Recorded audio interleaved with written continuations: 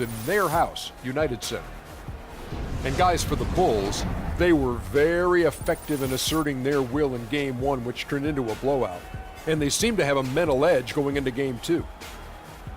And after winning Game 1, they've got another chance tonight on their home floor to maintain that home court advantage. Kenny, what does their mentality have to be tonight? Well, they can't get overconfident. They can't have that feeling that I have right now. I just feel that I know what's going to happen. I'm a little overconfident. You're overconfident? Yeah. Tonight? Overconfident about what? Because Really? they're higher speed. They've got to protect their home court advantage. So I kind of know what's going to happen in this game. I'm a little overconfident. You know, they need to take the approach like they haven't done anything yet. You know, the series doesn't really start until the team wins on the road. So they'll be fine, but they have to have the right approach. Are you feeling overconfident tonight as we sit here? Always. About what? Overconfident about what? Right. Oh, my gosh. Another song.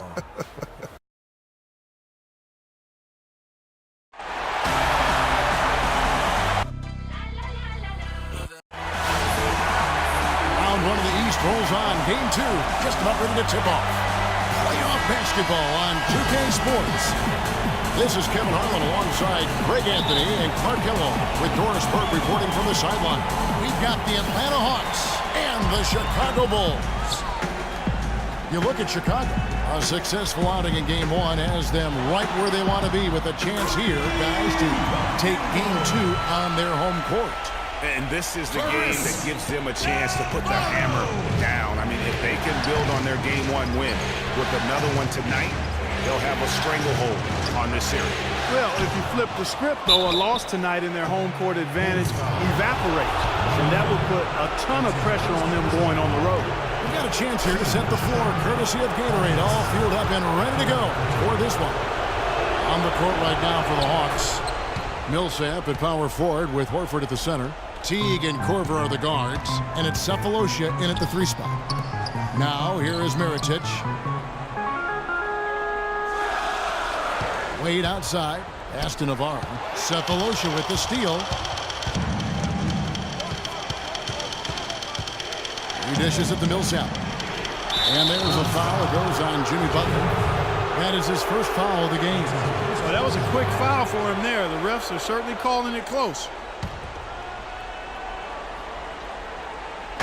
Teague with a clean look. And he's good on the 3-ball. Teague's got his first 3 points of the game. They really can't allow him too many open looks like that. I mean, that's just inviting trouble. Got that one up quick. He just exudes a love of the game, guys. You can see it in everything he does. This guy lives and breathes the game.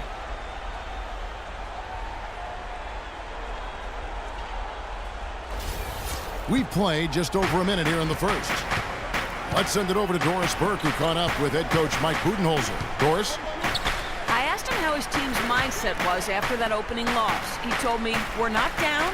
Our goal is to come in here and take one of the first 2 on the road. So we're still in a position to accomplish what we set out for. Guys? Great. Thanks for the report, Doris. And I like how he puts himself in position there to finish on the break. Yeah, you know, that's what we call seeing and feeling the game. Excellent read of how that play was going to develop and where the ball was going. That's stuff that you oftentimes can't teach, Greg. Navarro, the pass to Wade. Mirotic has a wide open look. That falls. Nice speed that time from Dwayne Wade. Lights out here, right out of the gate. Perfect 4-4 from the floor. And they're pushing it up. He lobs it up. And the lead just grows on that ridiculous offensive sequence. You know, Clark, that dunk alone would have been spectacular. Never mind it coming at the end of an alley-oop. Yeah, that just added more to it. And you know, guys, right now, they're starting to flatline, just hanging on here for dear life. Oh, that's blocked. If you're just tuning in, we've played about 2.5 minutes here in the first. Korver, no luck. Chicago's gone 2 of 2 from 3-point range here in the first quarter. Rejected by Teague, and they'll keep possession. Another 3 for Chicago. They got themselves in front with some outstanding shooting right off the bat. It's been a complete technical, dominant performance out here. They are in a zone. Now here's Teague. All alone. was incredible.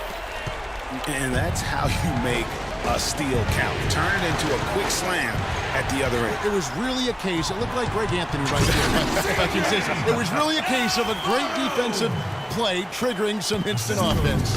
Yeah, I remember GA as an irritant, and this guy, much like Greg, creating havoc out there. That Kia Slam Cam replay really gave you a good look at the action. Cannot be happy with how things have gone during this run. I think it's a good decision to take a break. Yeah, I agree with you, Greg. I mean, he had to do something. They're getting buffaloed and beat up. He couldn't let that continue. He had to call the timeout there. Bulls on D, leading by 12. Just under 3.5 minutes gone here in the first quarter. They need this, and that one comes up a bit short. Bulls have gone 8 of 10 shooting, coming out very strong. Feeds it to Mirotic from deep, and the Bulls another three. Those are starting to add up. Of their last 5 baskets, 3 of them have been three-pointers. And clearly it's about how poorly the defense has played. They've got to close out faster. No doubt it's been a bit of a struggle for them here in this quarter in terms of scoring.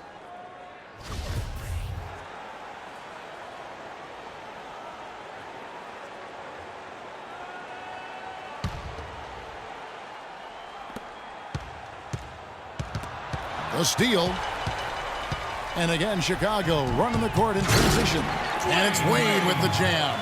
And the lead continues to increase. They are just playing flawless basketball at both ends. Greg, I can't identify an area where this team has underperformed. I mean, they've been 5-star in every category.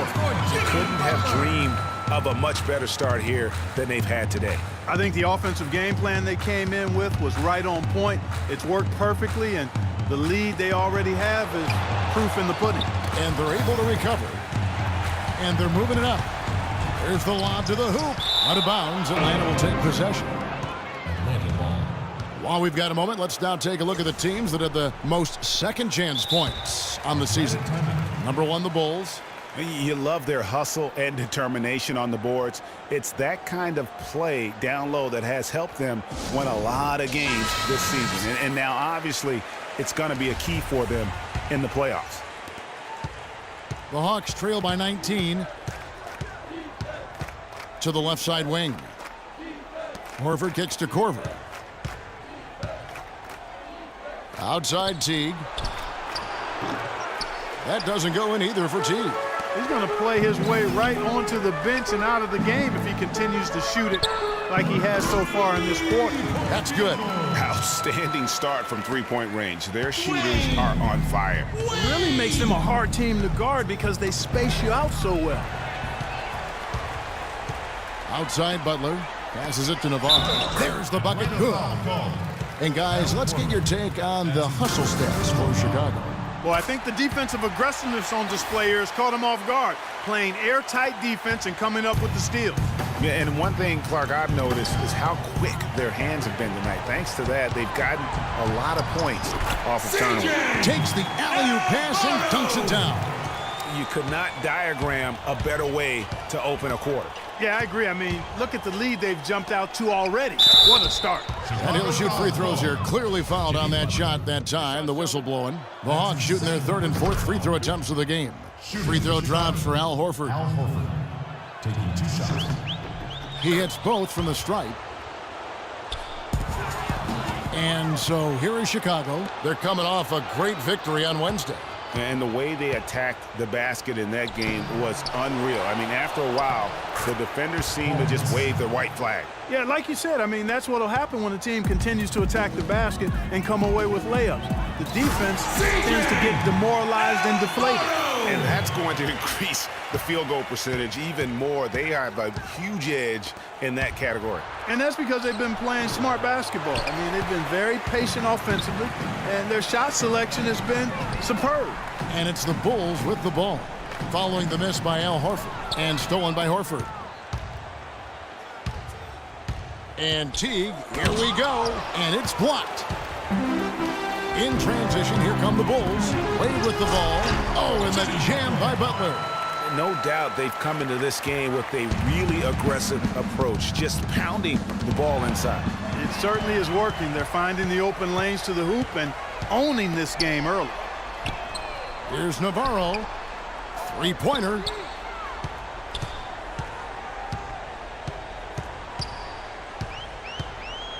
There's the pass to Mirotic. Just 5 on the clock. And there's the feed to Wade. Really left alone that time. Wade's got his third basket of the night. And good passing, setting up a lot of these buckets right now, Kevin. That's been the key. Dime-dropping delights is what I call it. That's a nice pass. I will give you that one. Yep, he was on the money, that's no doubt. Now, here's Teague. Here's Korver for 3. And that comes off the assist by Jeff Teague. Korver's got himself going there. His first points of the game on the deep ball. They double him with Horford. Oh, and the jam by Butler. And he is the ultimate when it comes to being a floor leader on the offensive end. Yeah, you know, he's got a little bit of Greg Anthony in it, and he has been that leader today. I think he's done a really nice job of moving the ball and distributing it the way it needs to be done. Well, Clark, I'm glad you referenced specifically why you thought he had a little Greg Anthony. I thought you were talking about the knees, my man. 'Cause he looked a little hobbled out there for a moment. Here's Navarro. 10 points for him. Another 3 for Chicago. He's finding all kinds of ways to get it done. What a quarter he's having. Teague dishes to Millsap. Sefolosha with it. Butler covering. Millsap sets the pick for Teague to the inside. And it's Millsap. That time on the assist by Teague. That's now 8 points for Paul Millsap. Just reliable, guys. He's just always trying to make the right play. And it's Wade in the corner. Korver with the defensive effort. Tell you what, they haven't wasted any time getting into the swing of things on the boards. And even this early, that's a good omen for the rest of the game. Now here's Korver. Teague the pass to Horford. Fast break. Here comes Chicago. Here's Navarro. Dishes it to Mirotic. Here's Navarro. Millsap covering. And he hits the bucket. And that's 15 points for Clutch. Only one miss in his first 8 attempts. Coming out of the gate strong. Throws it up high. And slam dunk by Butler. A little bit of a magic act here, pulling off the Houdini to make that catch and slam. Stupendous alley-oop. I think the crowd is still stunned by that one. Here's Teague. Jimmy Butler making his last shot. Here's Navarro. 11 points in the game. Impressive fadeaway right there. Jay's got 14 points for the game. And really, that's what built the early lead here. Killer shooting from beyond. And the defense needs to recognize that and get to the shooters. It's imperative that they get a hand up. Chicago with the ball. Here's Navarro. He's got 15. So he gets the whistle. Contact on the way up and 2 shots coming up. Bulls shooting their second and third free throws tonight. First free throw is good. And he can't hit the second.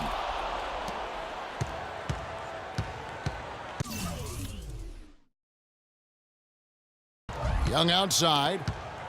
Here's Schroeder. And a miss there on the triple. Navarro. We're at the end of the first quarter, and what a blowout already in this one.